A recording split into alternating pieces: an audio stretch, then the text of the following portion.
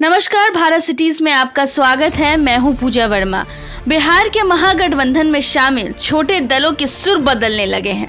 अब उपेंद्र कुशवाहा ने कहा है कि उन्हें सीएम पद पर तेजस्वी यादव की दावेदारी पर कोई ऐतराज नहीं है। कुछ दिनों पहले तक कुशवाहा और जीतन राम मांझी जैसे नेता कह रहे थे कि महागठबंधन में मुख्यमंत्री पद का दावेदार कौन होगा ये चुनाव के बाद तय किया जाएगा। एक अंग्रेजी अखबार से बातचीत करते हुए उपेंद्र कुशवाहा ने कहा है कि उन्होंने कभी मुख्यमंत्री पद के लिए तेजस्वी यादव की दावेदारी का विरोध नहीं किया। उन्होंने सिर्फ इतना ही कहा कि महागठबंधन के सभी दलों के साथ बैठकर इस फैसले को लेंगे। कुशवाहा ने कहा कि ये कहना गलत है कि महागठबंधन में अंत कलह चल रहा है। ऐसा टकराव तो एनडीए में भी देखने को मिल रहा है। महागठबंधन में एकता है और सारे मामले समय रहते सुलझा लिए जाएंगे।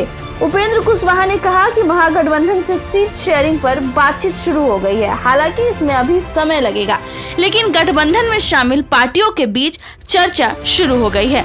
ये पूछे जाने पर कि आरजेडी ने 150 सीटों पर दाव ठोका है, कुशवाहा ने कहा कि पार्टियां अलग अलग दावे कर सकती हैं, लेकिन सीट शेयरिंग सभी पार्टियों को ध्यान में रखकर हो। उपेंद्र कुशवाहा ने कहा है कि वे सीपीआई को महागठबंधन में शामिल करने के पक्षधर हैं।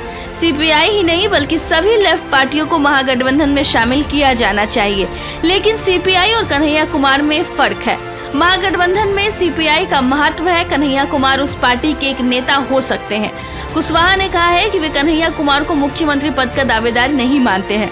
कन्हैया कुमार भीड़ को इकट्ठा करने वाले नेता है, लेकिन उन्हें अभी सीएम पद का दावेदार मान लेना काल्पनिक बात है। उधर उपेंद्र कुशवाहा ने कहा है कि आरजेडी के उलट बिहार में तय समय पर चुनाव कराने की मांग कर दी है। उन्होंने कहा है कि बिहार में तय समय पर चुनाव होना चाहिए ताकि जनता को नीतीश कुमार से छुटकारा मिल सके। कुशवाहा ने कहा कि उन्होंने कभी चुनाव आयोग से चुनाव टालने की मांग नहीं की है। हाँ, चुनाव आयोग से इतना जरूर कहा है कि वह निष्पक्ष चुनाव करने की व्यवस्था करे।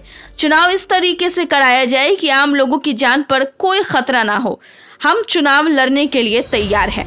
राष्ट्रीय लोक समता पार्टी के अध्यक्ष उपेंद्र कुशवाहा ने कहा कि चुनाव प्रचार से सभी पार्टियों को बराबर मौका मिलना चाहिए। अगर डिजिटल तरीके से प्रचार होगा तो बीजेपी और जेडीयू को फायदा मिलेगा।